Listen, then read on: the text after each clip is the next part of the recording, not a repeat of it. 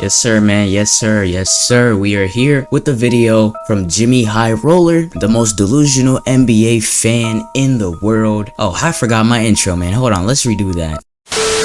YouTube, what is good? It's your boy NOT, and we are here with a video from Jimmy High Roller. This video just came out an hour ago. The most delusional NBA fan, probably should say S, because it's 15 minutes. I'm pretty sure he's not just talking about one NBA fan, but the most delusional NBA fan in the world. Now, we've seen plenty of delusional NBA fans, you know, or if just fans in general, you know, the type who accessorize and obsess about a person, the type who stalk, and the girl type, you know, the ones who, you know, like them, you know what I'm saying? But hey, we are here with this video. This is 15 minutes long, and let's see what this video was talking about. Let's go ahead and dive straight into it. Also, before we get into this video, man, I'd like to say thank you guys for 100 subs. We finally hit 100. Hey man, 900 more away, and we are like 3-4 months away. It is officially the first. So yeah, man, hit that sub button, share, like, comment, show support, man. And we're here with this next one, man. Let's continue. All right, let's.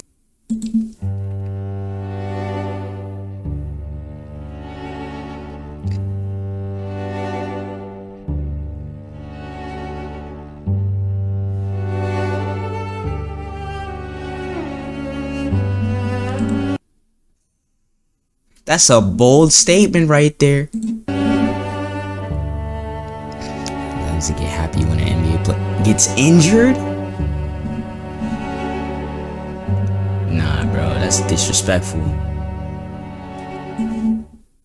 The good old hot take. The necessary evil of the sports world. Through the good ones, the bad ones, and the downright atrocious ones, we once again find ourselves racking our brains trying to figure out how some people come up with this nonsense. But today, I've done the brain racking for you and found some of the hottest NBA takes on the internet.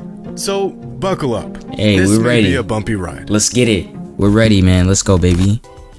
It's been a couple months since our last edition of NBA Hot Takes. So, despite my head still reeling from our last batch, we've got some new scorchers to take a look at. You'd think I'd know better than to peer into the cold, soulless abyss of casual NBA fandom by now. But I'm sick. I can't help myself, and I've got nothing better to do. So here we are. Our first take is one that's been floating around lately, and as a LeBron stan, it's really got me revved up. And the take here is that LeBron James has no bag.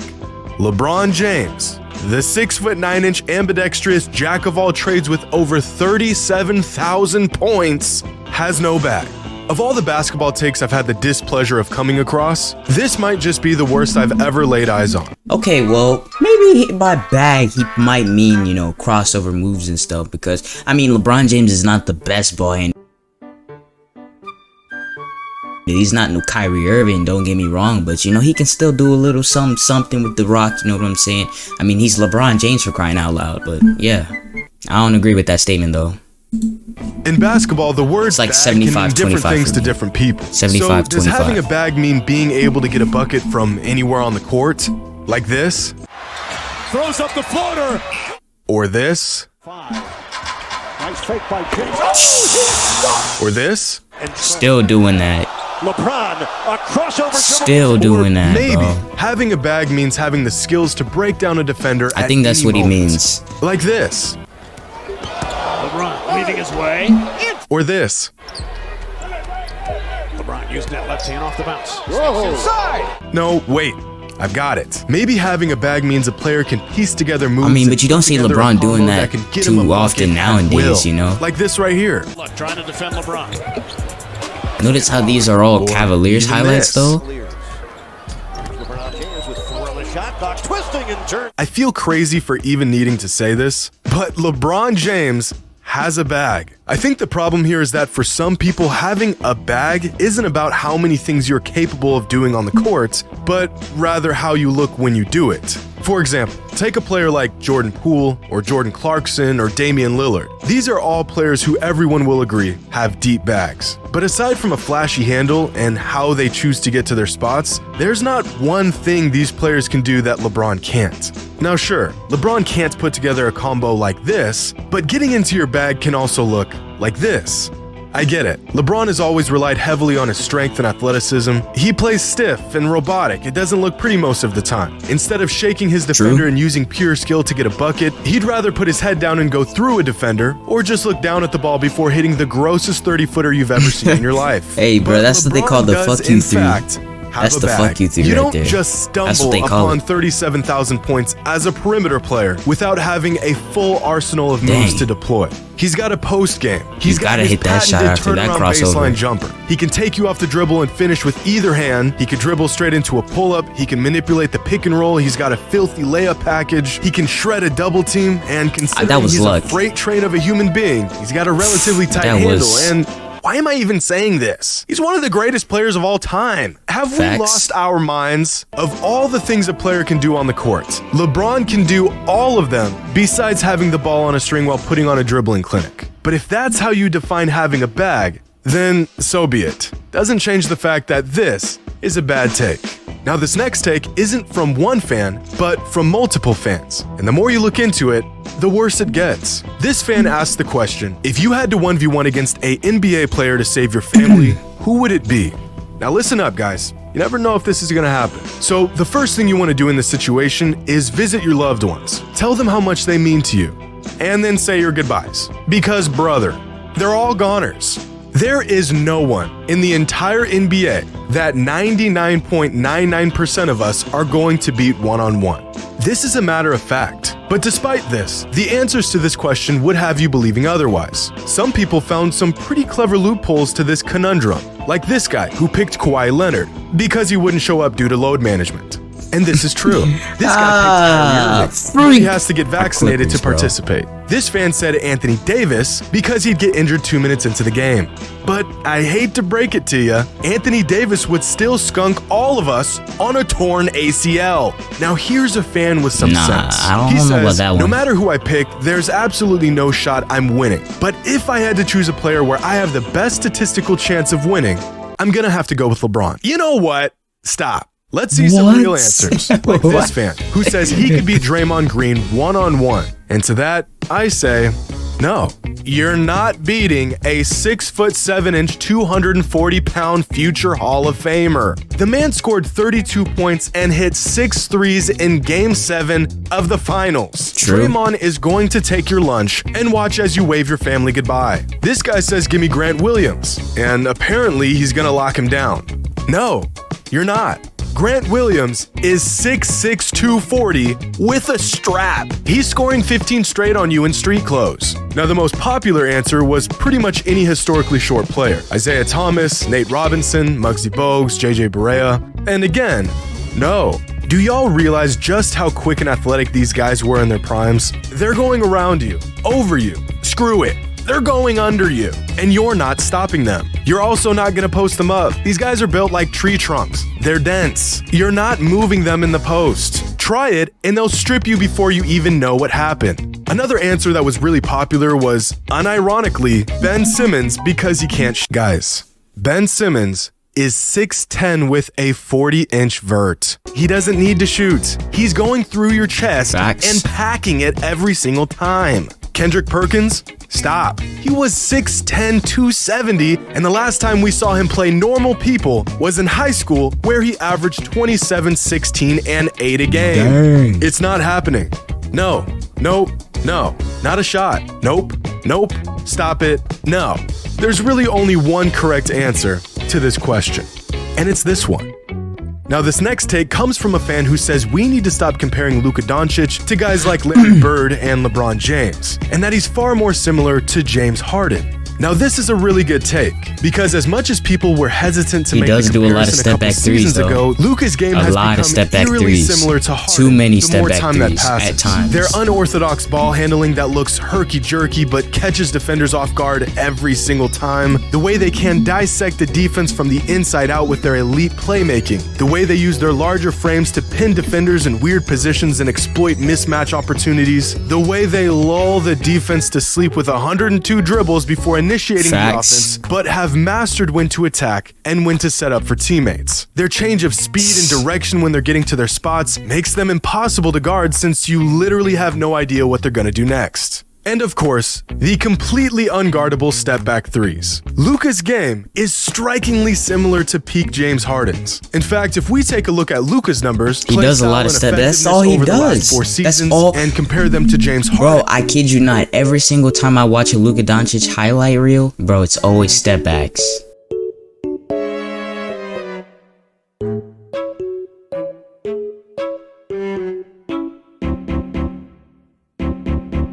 Like, there's never a time when it's like he takes like I don't even know, bro. Yo, Luka Doncic. I mean, he sells the defense with the same move every single time, and it's baffling to me how the defense doesn't catch on to it. But yeah, man, you know, guys like that, bro. You know, hey, bro, they're buckets, walking 30+ point performers, man. I mean, these guys are beasts. And from 2016 to 2019, you'll see that across the board, Luka has virtually become James Harden 2.0. From their usage, to their volume scoring, to how often they pass the ball and where they pass it, even down to the effectiveness of their play style. The only difference between peak Harden and current Luka is where they choose to operate. Harden scored most of his points either right at the rim, from the three-point line, or the free throw line, whereas Luka has a higher tendency to get right into the middle of the defense and operate from the mid-range. So, if Luka is just the latest iteration of peak Harden, then why are we so infatuated with him and his playstyle just a few seasons after crucifying Harden for an extremely similar playstyle? Because he wins. Well,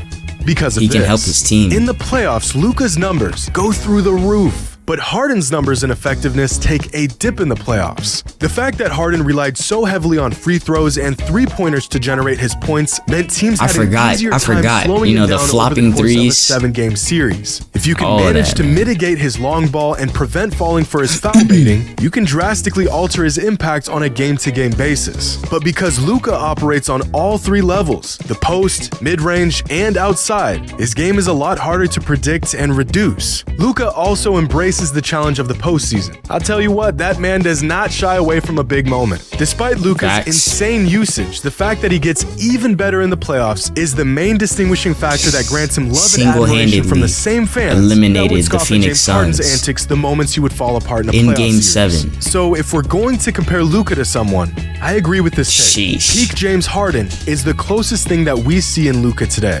This is a really good take. Yeah, now, our last take is gonna sound like a scorcher at first, but just stick with me here. This fan says that Michael Jordan is the only guard in NBA history he's taking over Steph Curry.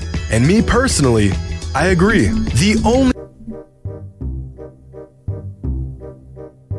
only guard in NBA history he's taking over Steph Curry? Hey, y'all, come look at this.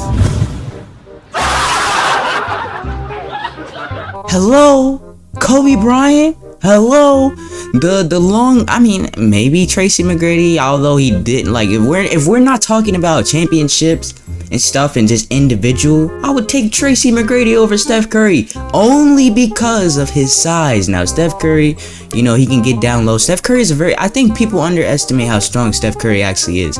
You know, he could take it in. You know, he's not just a three-point guy. I mean, we see him take a lot of threes. You know, that's what he's known for. But he takes it to the basket.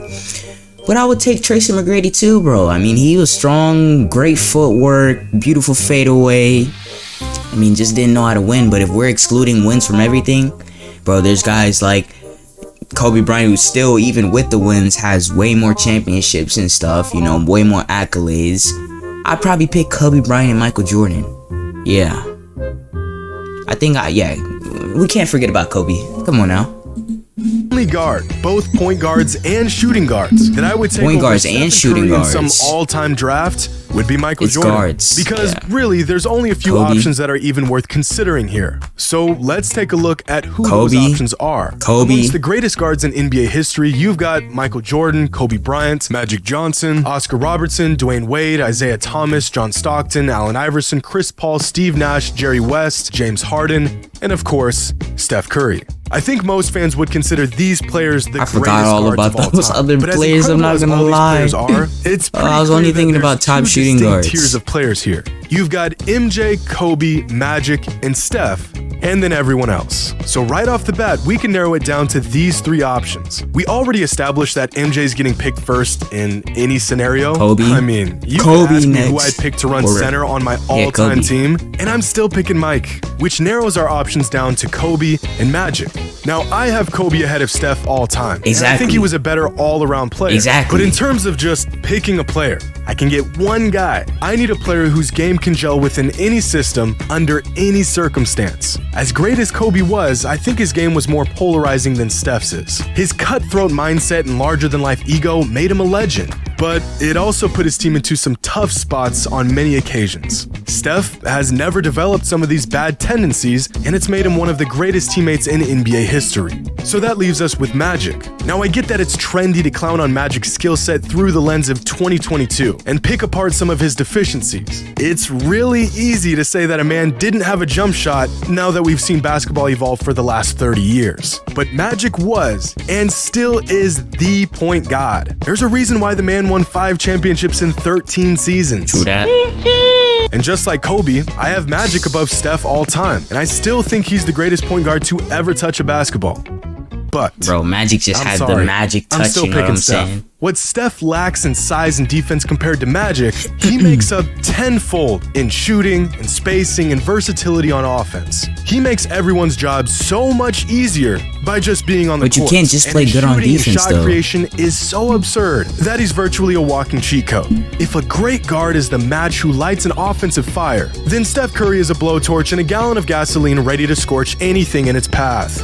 So yes, Michael Jordan is the only guard in NBA history I would take over Steph Curry. And unfortunately, that's all the racking my brain can handle in one sitting. But before I let this go, if you had to 1v1 a NBA player to save your family, who would it be? Leave a comment below with your answer, and as usual, the hotter the take, the better. Or worse. Hope you all enjoyed, and as always, until next time. Screen. Alright. To answer that question, who would I like to 1v1 to save my family's life? Dang, that's a hard one. I'm not gonna lie, I would probably have to choose a small guard. I would have to side with those people who said like Muggsy Bogues, Isaiah Thomas, you know, because I at least want to be able to defend, like try to defend him or something, man, you know. But, you know, I think I would have to say Muggsy Bogues or Spud Webb, you know, because, you know, they're about my size, you know, 5 foot something. So yeah, but hey man, let's gonna go ahead and conclude today's video. Hope you guys enjoyed this video.